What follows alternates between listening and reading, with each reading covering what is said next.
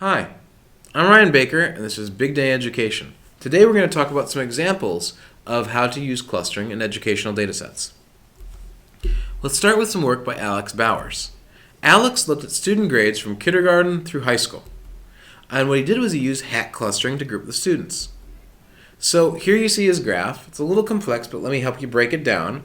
If you go from left to right, you'll see that student grades, elementary, middle, and high school. And on the far right, you'll see whether the students dropped out or whether they took the ACT college entrance exam. From top to bottom, you see lines for different students, and each line represents a different student in his dataset. Within these datasets, every grade a student got in every course is represented with either red or blue.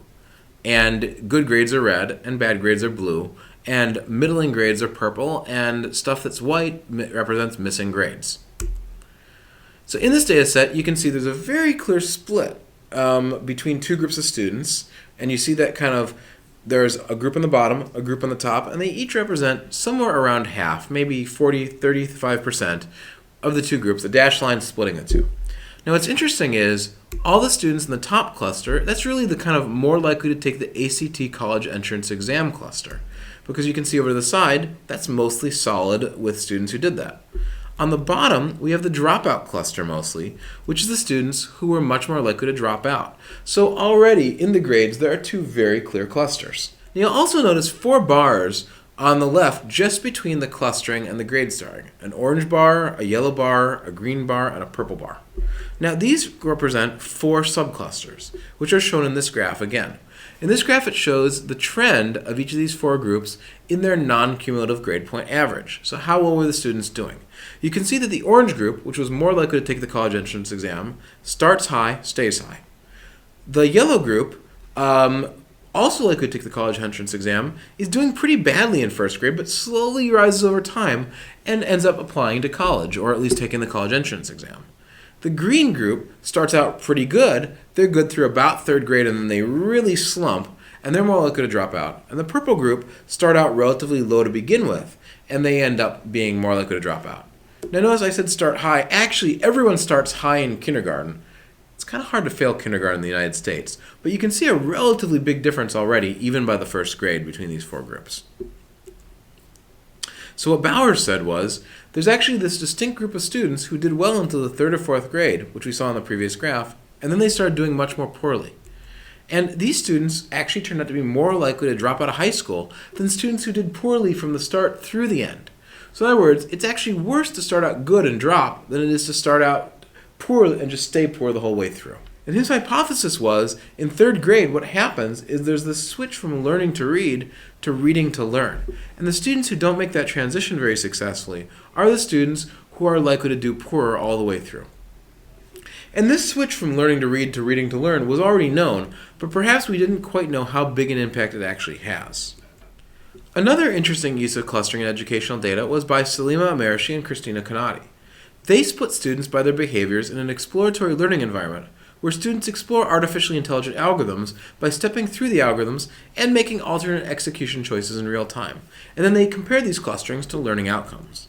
What they found was that there were 3 groups that came out of their data, 2 with low learning and 1 with high learning. The 2 groups with lower learning both tended to move through the environment faster. They didn't pause as much, and they especially didn't pause to reflect after making moves. And this could be interpreted as a failure to self-explain. But the 2 groups of students with lower learning differed in other aspects. First of all, the amount of pausing after backtracking. One group paused more when they backtracked through the algorithm than others, and the degree to which the students adjusted the visual graph in the system. Interestingly, despite these differences, it didn't affect learning. Both groups had relatively poor learning. What really differentiated the poor learners from the better learners was, did they pause to self-explain? Another example is seen in Macha et al. 2020, who took data from 3 undergraduate courses on different subjects, taught using different modalities. One was a massive online open course, one was a flipped for credit course, and the third was a blended for credit course. They detected tactics within the learner's interactions with the course materials and assignments, and then clustered sequences of tactics. They found 3 high-level strategies across the courses: surface, deep, and strategic. And strategic combined surface and deep strategies at different times with the goal of performing well. They found that the use of these strategies was consistent across the duration of the course in both the blended and flipped courses, but that the strategic group and the MOOC started deep and transitioned to surface. They found that the deep and strategic strategies were associated with higher course performance.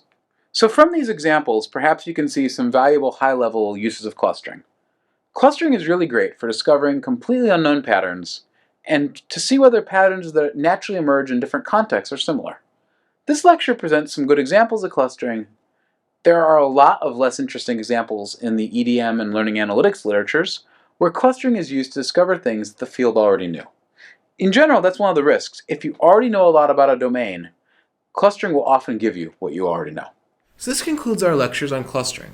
Clustering is a very powerful, cool method. You can use it like BLQ and Lee did to quickly get a model of some constructs in a new learning system, or you can use it like Amershi and Kanadi did to learn something completely new about a system we haven't studied before. You can use it like Bowers did to study groupings over a very long and very large set of data and discover what really matters. So, the way Bowers was using it almost kind of connected up to not just clustering, but trying to really figure out what the clusters told us. And in fact, if you look forward in what BLQ and Lee do, they actually use their clusters to study the relationships between those behaviors and other kinds of measures. These are properly issues for next week for discovery with models. We'll conclude this week, our week on structure discovery, with a discussion of factor analysis, a related but very distinct way of trying to find structure in educational data. So I'm Ryan Baker. This is Big Day in Education. Thank you very much. Have a good day.